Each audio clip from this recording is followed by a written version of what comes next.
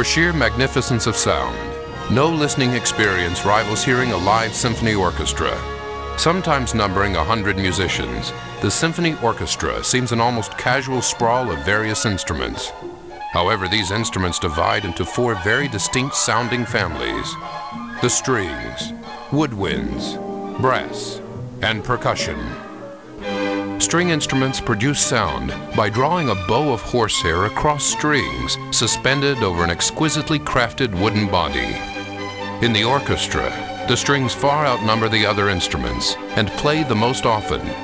They include 2 different sections of violins, a section of violas, a section of cellos, and a section of double basses. The woodwinds provide delicate color in the orchestra. They are played by blowing through a mouthpiece, which resonates air inside a tube. The primary woodwinds are the flute, oboe, clarinet, and bassoon. Much music also features their interesting cousins, the piccolo, English horn, E-flat and bass clarinet, and contrabassoon. The brass add power and energy to the orchestra. Brass players blow through a mouthpiece that resonates air in coiled metal tubes that fan out in a bell. The brass instruments are the trumpet, French horn, trombone, and tuba.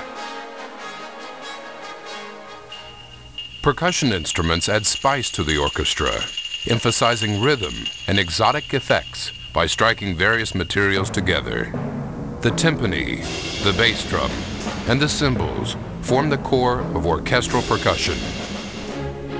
In an elaborate sonic dance, the orchestra balances and blends the 4 families of instruments to produce an infinite rainbow of tone colors. Listen, for instance, to Beethoven alternating the woodwinds and strings. Or Ravel, blending all the families to create waves of color. By dynamically changing orchestration, a composer makes the orchestra come alive. In the opening of Beethoven's 5th Symphony, we can literally see and hear music spreading throughout the entire symphony orchestra.